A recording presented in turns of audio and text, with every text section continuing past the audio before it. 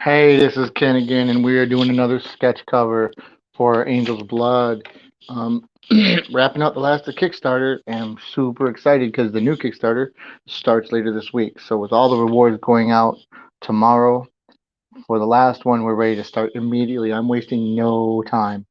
Um, Mostly because I just want to I want to keep the momentum going. I'm excited about the new projects I have lined up. And I made a plan and I'm sticking with it. So uh, this here cover is for a backer named Seth, and he actually got a book one and book zero sketch cover. So I did another video before for the other one for him, and this one is the last thing I need ready to send out tomorrow. The last one was a big Golgoth picture, and when someone gets two books, I try not to do the same thing twice. So being that I have two main characters, I decided I'm gonna go with a Miller picture on this one. I want to do something different. I started sketching this out in blue already, and I did it very light. Um, and I'm not positive which way it's gonna go, so I'm gonna still keep with the light blue outline here. And we'll do a close up of the face,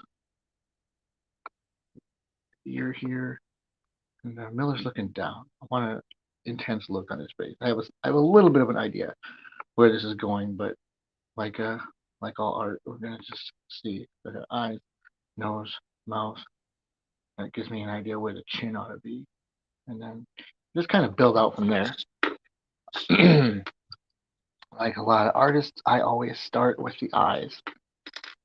It's funny because I've been watching some other tutorials, some drawing videos, mostly for just entertainment sake, but a little bit for um, the sake of helping me get used to doing this kind of stuff, which I'm trying to do. I'm sorry, you hear my guinea pigs in the background. They're probably upset because it's the middle of the night and they haven't had food in a couple hours. Animals are needy like that, kind of like kids. What was I saying? Oh, yeah, I've been doing more videos and I want to do more videos. So I've been watching other better artists doing their tutorial videos and their just draw alongs and stuff. And it's kind of fun to watch, and I'm getting some ideas of how to keep it going, how to keep talking. Um, I've said on my other videos I lose time when I'm drawing because usually it's art time passes differently than regular time. So sometimes I'll pause or I'll zone out a little bit, like I'm doing right now. Just thinking about Miller in general. I'm having to revisit the character. Other than sketch covers, I haven't actually drawn this character in a book in a very long time. Um, the Miller that we drew, that I did for Angel's Blood Zero, even was done years ago. And he was a younger version. So, I mean, in actuality, if I think about it, I don't think I've drawn Father Miller in a story, an actual story, in going on 15 years. I draw him a lot. I draw pinups or I draw promotional pieces of him because he's the main character. But the this older version of him hasn't been seen, hasn't been done by me since Angel's Blood number one. Which, if you follow the story, that's a pretty old book. Even though we launched the Kickstarter 4 years ago, it was because that book had been sitting on the shelf for just far too long, and I couldn't bring myself to let that stay. This is taking on a life of its own. It's interesting. Um, I'm not sure if I do or don't like that. It's starting to look a little more comic booky than I'm used to, but the shapes and the sharpness of the hair. I don't usually draw my hair that way, but I sort of like the way it's coming out. We'll see. We'll see. Art has a life. I, as much as I feel like I am the creator, I also, I mean, I go where it goes, and for me, especially because this is a passion project. This is not something that I do for a job. Not for Angel's Blood. I mean, I freelance. There are other books I've done and do for work, and those I have to keep some integrity and stick with what I'm asked to do. But like for my passion projects for Angel's Blood and Spring River and the new book Hatched, I let my art take me. So this is one time where I get to actually be ruled by my inspiration. And I enjoy that. So I'm just letting this, I'm figuring this one out as it comes. It was going to be something else when I started it. I do feel a little bit like, there we go, a little bit darker pencil. I like doing sketches with these darker pencils because they allow me to, it's almost like inking. I get to do thicknesses and darker things here and there. So back to my point, I zoned out because I was remembering the eyelids on Father Miller. A little heavy. He's got a slanted eyelid there because it makes him tired. It makes him look more tired.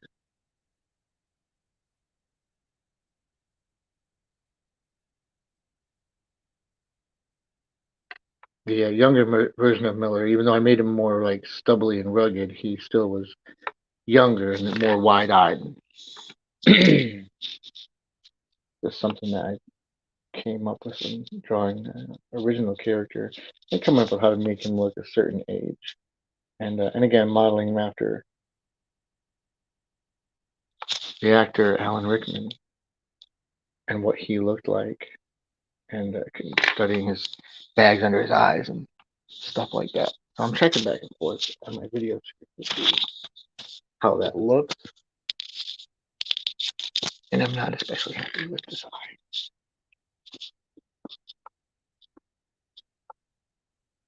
I want it to be a sketch, but I also want it to be halfway decent.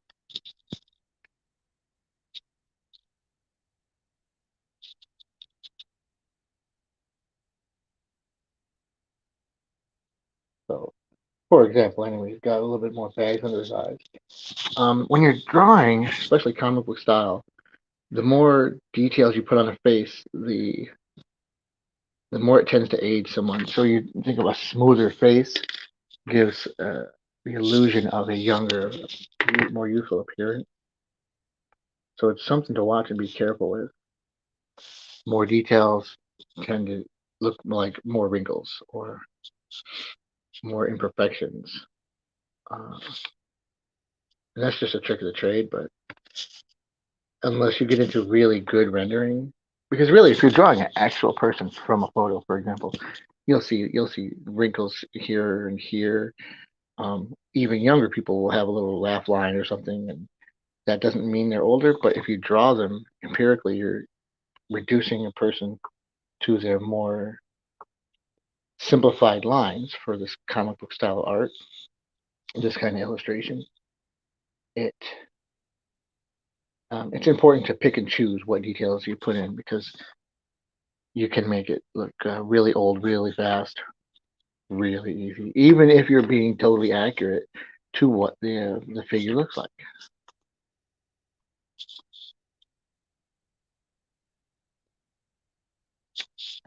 So this guy, this Father Miller, he's got a couple crow's feet here.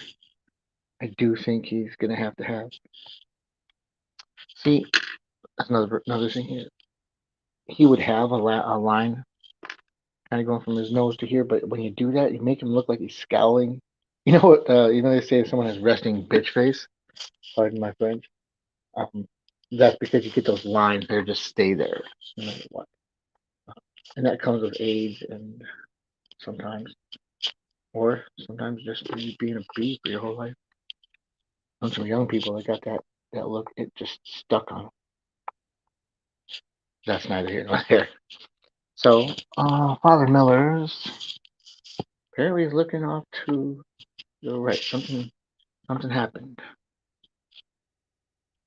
over to the right. His eyebrows aren't thick enough, so I'm gonna thicken those up because I want him to have really good thick eyes.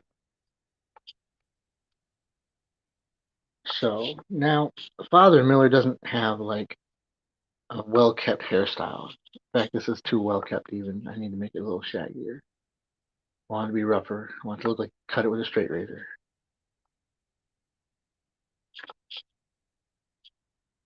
And then it'll stick over the ear a little bit because it wouldn't be brushed very well. It's just kind of rough there. He's got like a good, nice head of hair, but he doesn't really give a crap. Doesn't take care of it. Um, he should look weathered. He should look like he does not polish his appearance for much of anything or anybody. I never really get into what he does as a. Never like see him taking confessions or anything in the story. In fact, you never see Father Miller interact with a parishioner or anybody. We just don't have that. We jump right into the action where Miller meets the demon and he recruits him for his mission. And then all of a sudden they're attacked by other demons and bam, man, there's a big fight. So that would be in this issue, book number 1. Let's take a look. See, right off the bat, we jump into the church. Angels up above here are flying. They're mocking Golgoth. They're laughing at him. They're pointing down at him like, ha ha, little jerk. Um, in my world, angels have no clothes. They're so like they're nude. I have a little bit of nakedness going on. I hide most of the good bits, but it's not totally M-rated. It's a little bit M-rated. So then Golgoth comes in and he, with his nasty wings, he confronts Miller. See, this is what Miller looks like in his first appearance, and you can see I've got rugged, weathered hair and stuff like that. The art style is very different than how I draw now. So, when you see this, yeah, the cover is going to look a little different. But, I mean, I drew this probably 20 years ago. So they talk and then they go over their history. These other two demons come and they get into a huge fight. And then there's blood and violence and stuff. Spoilers. Okay. But that's just part of Miller's story. The part of him being a priest and doing priesty things actually has very little to do with the story we're telling. That might be a whole different saga for another time. So this little wispy curl of hair here, I've talked about it at the back. His hair just isn't kept. It's not really like a mullet. It's just that he doesn't. It curls up. He doesn't brush it, comb it, trim it. That's a serious homage to Todd McFarlane, who, when he drew the Hulk, every character he had, it seemed like his hair went back and he just had this. I'm not sure if it was a style choice or if Todd just didn't know how to end a haircut. But so everybody had one of these little. Rick Jones had a whip like that. Clay Quartermain, even every now and then you'd see Bruce Banner, his hair would just go in the back because that's. I don't know. Todd has kind of curly hair, so maybe that's where he gets that. Maybe that's what his hair does. Um, I know if my hair gets too long in the back, it starts to flip all whichever way. So Miller is going to have not a very thick neck. He's not muscular or anything, but he's a relatively fit guy. Not slim, not just an average build. Like he was buff in the back in the day when he was in the military. Um, he was pretty good shape when he was in the army. And I just feel like that hasn't necessarily changed, although he hasn't probably kept up with a workout or kept in great shape. He also wouldn't just let himself go either. Not from after all those years of training, just living like that. I always liked having this ornate, squiggly thing. He's got one of those cloths that drapes around his neck, as priests sometimes do. He's also got a cross, and I'm going to put just beads here. I don't make it like a rosary, and that's largely because I'm too lazy to actually make an accurate rosary. Forgive my blasphemy. But you'd have to have like the accurate amount of beads and the large beads every so many beads, and that's not my world. So Again, the priest side of Father Miller is almost more anecdotal than actually part of the story. It's a story point, but his priesting, like I said, isn't relevant to what we're doing because we skip right over all that in the next issue. In fact, when we start to get to what Miller does on his journey with Golgoth, they get out in the world and start getting into some violence and stuff. So I'm kind of cool with this. I'm liking this a lot. But at the same time, it's not enough. Miller can have some stubble, aren't you? How long is this video going? I don't want to make it too long, but not nice even stubble. We're not talking like George Michael Faith stubble. We want just I want stubble to look like, man, he's just gross, maybe from yesterday, or uh, at least maybe they call it 5 o'clock shadow. I don't. My shadow by 5 o'clock is not that serious. But Miller's would be a little rough. I even think up here when he's shaving, he probably wouldn't even give himself a clean sideburn. So I give him a little bit of wispy stuff there too. Um, and it was like me, my chin hairs tend to grow a little bit faster than the rest. So I'll give him some of that. Yeah, I originally had a whole different thing in mind, and I was going to do a kind of a sketchy, bloody thing for Father Miller, but the face just decided to, for me, where it was going to go, and I think this doesn't call for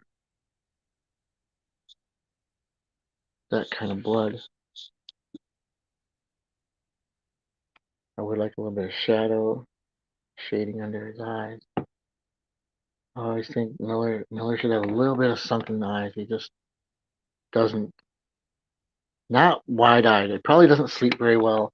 I mean, his whole story is he's got this second sight that he's running from. He's hiding from. It's why he's in the church where it's relatively safe until Demon tracks him down. That's a little bit much there. I did want his nose to have a little bit of character. I don't want him to have too pretty a nose. Like I said, he should be decent enough looking, but rough. He's supposed to be around 40 to 45 here, and that's just because in this issue that's how old he is. If I were drawing this on the zero cover, I'd make him in his 20s, like he was when he was in Desert Storm.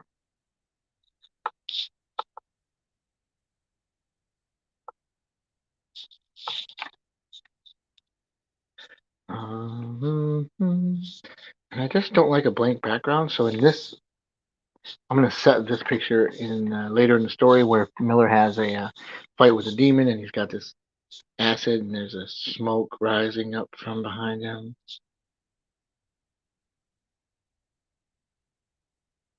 Just so it gives me something to put in the background of the sketch because it just looks pretty bland to me.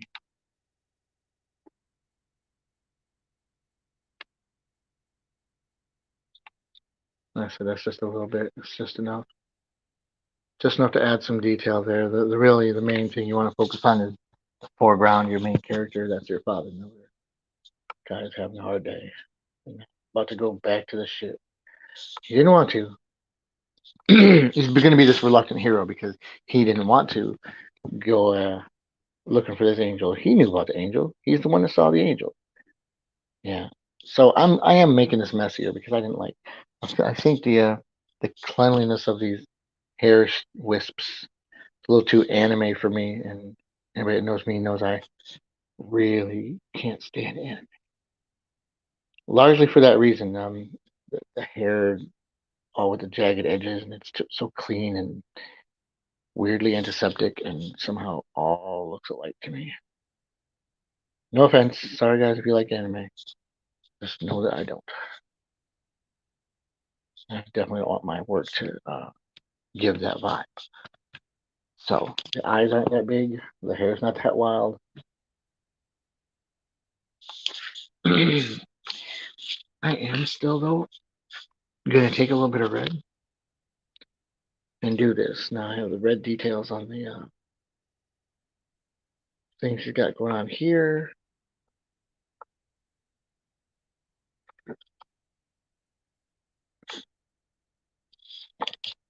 I like giving Miller a little bit of.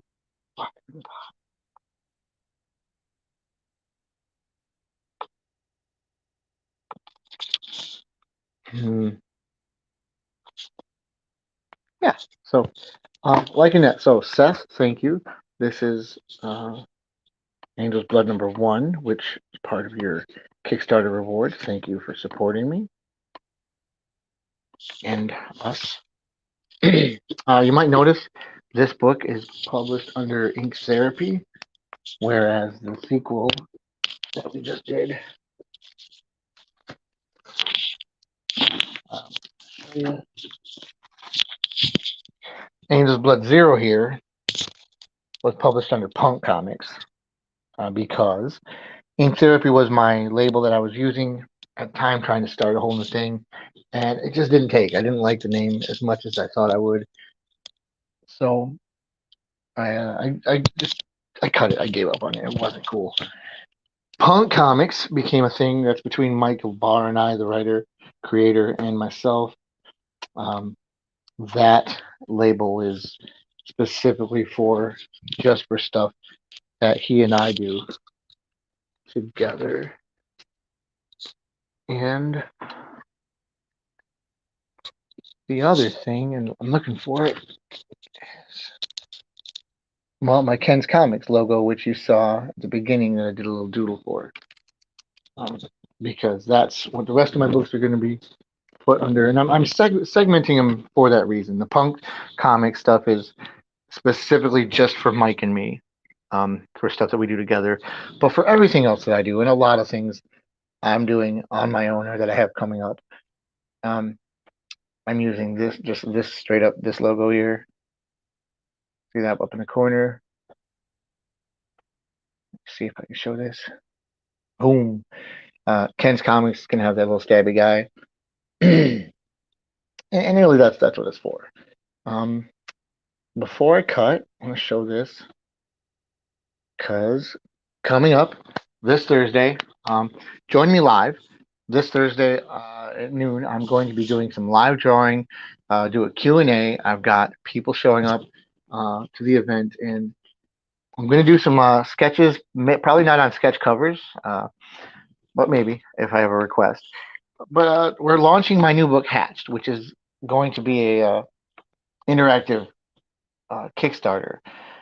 So it's a sketchbook project, and you'll have the chance to not only support the sketchbook, but you'll be able to get your own ideas. Now, backers can choose a reward level that will let them get their ideas drawn by me and published in the book. So it's your chance to get published, become part of the project, have a little bit of fun, and work with me on something. So that's a ton of fun. And the stuff that's not commissions or collaborations like that, there's just going to be a ton of other stuff. I have boxes and boxes of material of things that are unpublished. So I'm going to be sharing a lot of that.